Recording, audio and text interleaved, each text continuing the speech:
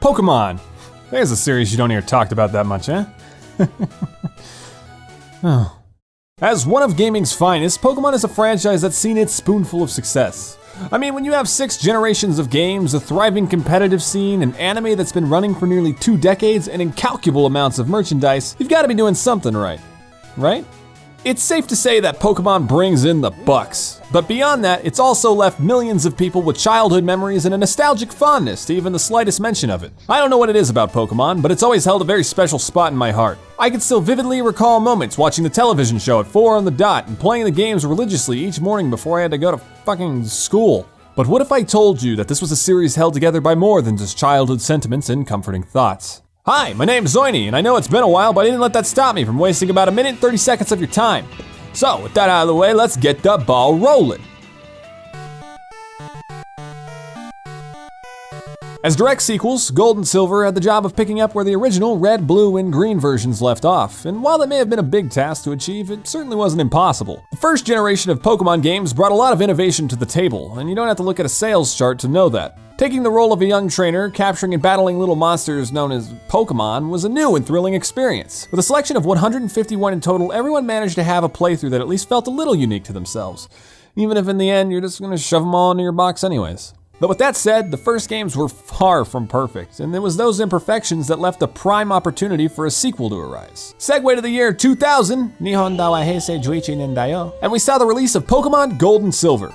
These were the definitive Pokemon games. With new moves, types, features, Pokemon, and a substantial amount of bug fixes, Gold and Silver were here to prove that the series was more than a one-hit wonder. They held all the same charm that the originals had, but still managed to feel fresh.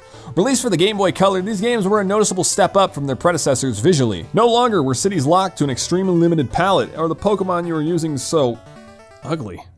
When you compare the two, it's easy to say that Gold and Silver looked phenomenal. And the soundtrack, composed by Go Ichinos and the returning Junichi Masuda, perfectly captured the tone that the originals carried. Even when I hear some of these songs nowadays, I get taken back to when I first heard them in blissful nostalgia.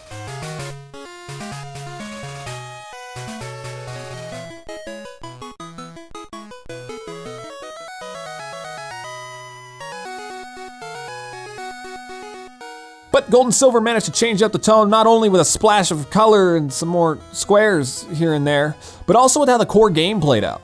While battles still kept their turn-based format, many fights pushed certain aspects of the game that much closer to their limits. Many encounters, most notably with the gym leaders, put the player in situations where they were encouraged to tactically find their way to victory as opposed to simply leveling up. Many of these fights were focused on a select mechanic, like Falkner or Bugsy emphasizing the power of accuracy, or the fourth gym being primarily built around sleep. And none of these things came out of left field. The player always had an opportunity beforehand to get the gist of how they worked. A good example would be an unavoidable trainer who used a drowsy with hypnosis, conveniently placed before the aforementioned sleep gem. These kind of changes were refreshing and made the games feel unique from the previous titles. They threw enough punches to throw returning veterans off while still maintaining a reasonable level of difficulty.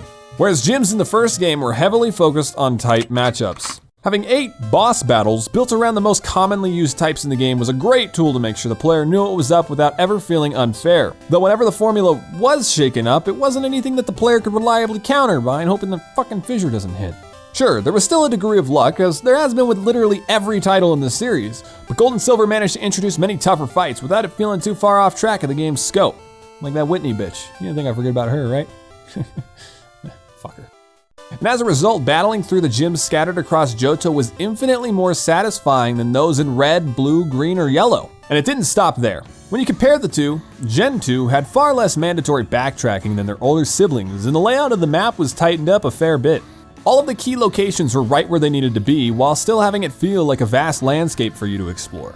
Revisiting a town never felt tedious because of how close everything really was. This is all because of clever placement of an assortment of things, like a certain 3-way intersection, which comes to serve as a quick way to reach earlier locations in the game, or the move Fly, which is obtained right after crossing the first mandatory water portion of the map, a terrain which a lot of people have come to loathe. Let's just hope you didn't forget to get strength on your way here. So because of this, the player can explore large portions of the map at their own leisure, finding challenges and rewards in places they might not really expect. And to some it might sound a bit trivial, but giving players the option to explore in their own prerogative has an incredibly noticeable impact on the game. It feels that much more open. You're that free. It's like America. I think moments like capturing Lugia or Ho-Oh would have been severely less memorable if they were required, which is a trend many of the later titles went on to embrace.